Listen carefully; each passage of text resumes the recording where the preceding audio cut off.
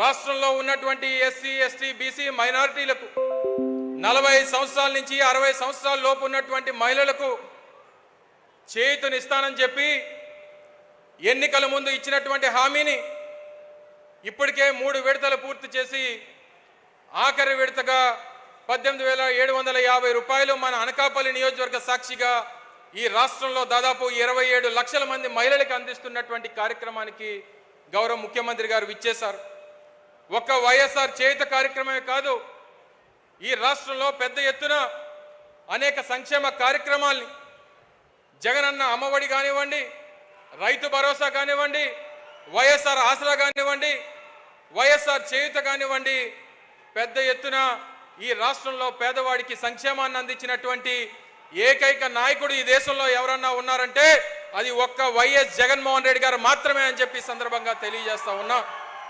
బహుశా నాకు తెలిసి స్వతంత్రం వచ్చిన తర్వాత ఈ 75 సంవత్సరాల స్వతంత్ర భారతదేశంలో ఒక్క రాష్ట్రంలోనే 5 సంవత్సరాల కాలంలో ఒక నాయకుడు పేదవాడి కోసం 2,77,000 కోట్ల రూపాయలు సంక్షేమాన్ని అందించినటువంటి నాయకుడు బహుశా నాకు తెలిసి దేశంలోనే కాదు ప్రపంచంలో కూడా ఎక్కడా ఉండడు, ఒక్క జగన్మోహన్ రెడ్డి గారు తప్పితే అనేటువంటి విషయాన్ని ఈ సందర్భంగా తెలియజేస్తా ఉన్నా.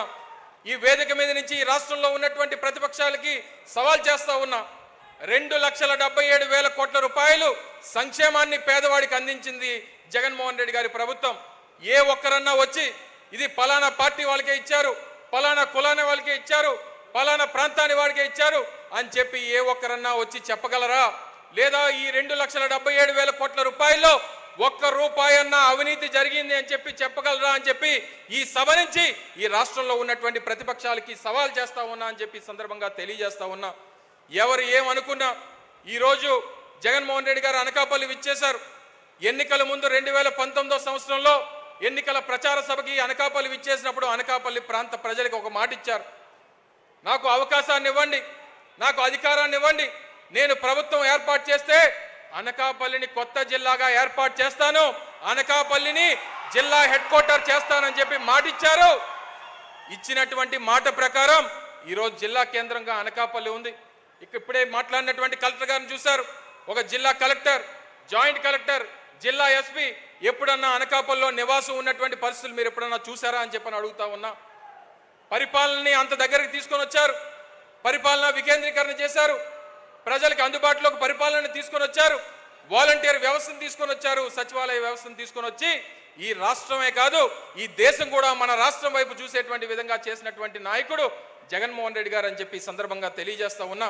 మరి ఇంత పెద్ద కార్యక్రమాలు ఈరోజు అభివృద్ధి కార్యక్రమాలు అనకాపల్లి పట్టణానికి సంబంధించి కానివ్వండి, లేదా గ్రామీణ ప్రాంతాలైనటువంటి అనకాపల్లి మండలం, కసింకోట మండలాలకు సంబంధించి కానివ్వండి, ఈ ప్రాంతంలో ఉన్నటువంటి రైతాంగానికి సంబంధించి కానివ్వండి, ఎంత పెద్ద ఎత్తున కార్యక్రమాలు చేసి ఒక్క అనకాపల్లి నియోజకవర్గంలోనే సంక్షేమం కోసం 1,500 కోట్ల రూపాయలు ఖర్చు పెట్టినటువంటి నాయకుడు వైఎస్ జగన్మోహన్ రెడ్డి గారు అని చెప్పి సందర్భంగా తెలియజేస్తా ఉన్నా. ఒక 5 నిమిషాలని దాంతోపాటు ఈరోజు రానటువంటి కార్యక్రమాలు, చేపట్టబోయేటువంటి కార్యక్రమాలు, రేపు ఎన్నికలకు వెళ్తా ఉన్నాం, మరో నెల రోజుల్లో ఎన్నికలు జరగబోతా ఉన్నాయి.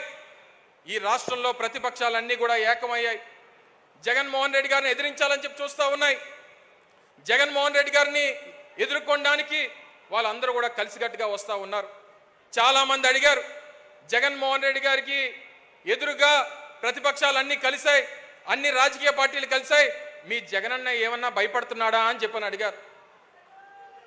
జగన్మోహన్ రెడ్డి గారి డిఎన్ఓలో కానీ, జగన్మోహన్ రెడ్డి గారి కుటుంబ వారసత్వంలో కానీ అసలు భయం అనేటువంటి దానికి అర్థమే తెలియదు అనేటువంటి విషయాన్ని మీ అందరికీ తెలియజేస్తా ఉన్నా. జగన్మోహన్ రెడ్డి గారికి ఎదురుపడాలన్నా, జగన్మోహన్ రెడ్డి గారిని ఎదుర్కోవాలన్నా మళ్ళీ ఎదురుగా జగన్మోహన్ రెడ్డే ఉండాలి తప్ప మరొకరిని చూసి భయపడేటువంటి ప్రసక్తి జగన్మోహన్ రెడ్డి గారికి లేదు అనేటువంటి విషయాన్ని మీ అందరికీ తెలియజేస్తా ఉన్నా.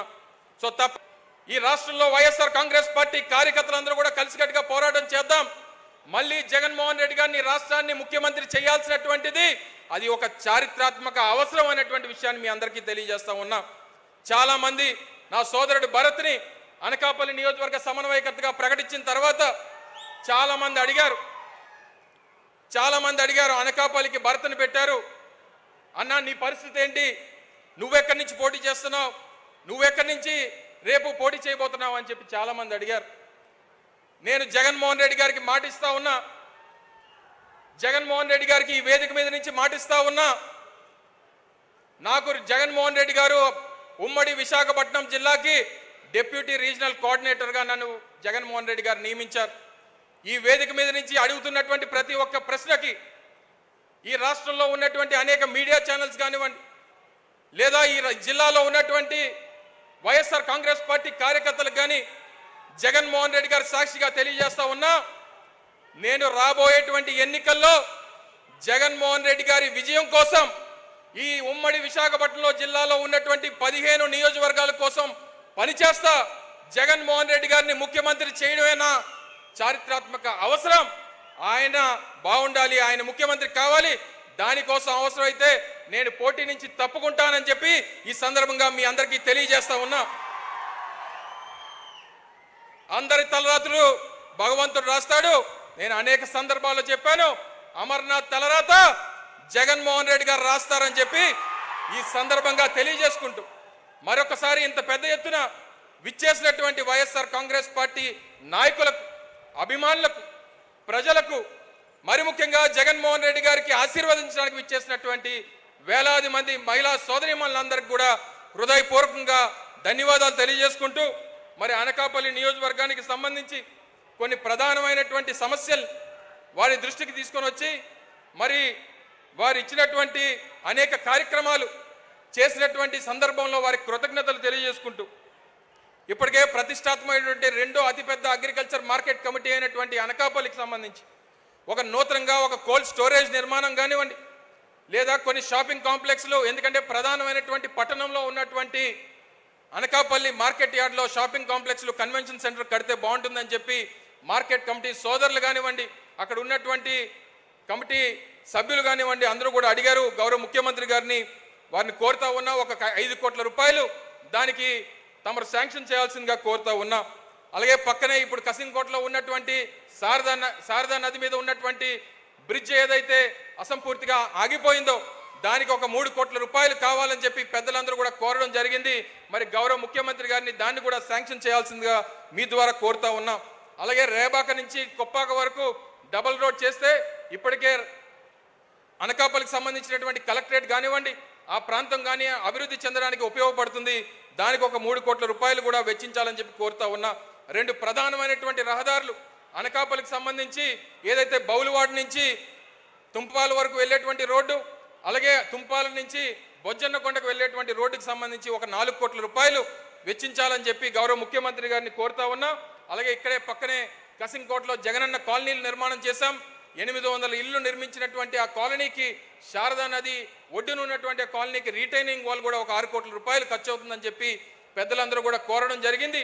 మరి ఈ వేదిక మీద నుంచి గౌరవ ముఖ్యమంత్రి గారిని వాటిని శాంక్షన్ చేయాల్సిందిగా, ఇంకా రానటువంటి కాలంలో మళ్ళీ ఎన్నికలై మళ్ళీ గౌరవ ముఖ్యమంత్రి గారు మళ్ళీ ముఖ్యమంత్రిగా అనకాపల్లి వచ్చినప్పుడు మరిన్ని హామీలు వారిని అడిగి నెరవేర్చుకునేటువంటి కార్యక్రమం చేద్దామని చెప్పి ఈ సందర్భంగా తెలియజేసుకుంటూ, అవకాశం ఇచ్చినటువంటి పెద్దలందరూ కూడా హృదయపూర్వకంగా ధన్యవాదాలు తెలియజేసుకుంటూ, నాకు ఈ స్థాయినిచ్చి, ఇంత భవిష్యత్తునిచ్చి, ఇంత హోదానిచ్చినటువంటి గౌరవ ముఖ్యమంత్రి జగన్మోహన్ రెడ్డి గారికి జీవితాంతం రుణపడి ఉంటానని చెప్పి తెలియజేసుకుంటూ, పాదాభివందనం చేసుకుంటూ సెలవు తీసుకుంటా ఉన్నా. జై హింద్, జై జగన్. Thank you sir.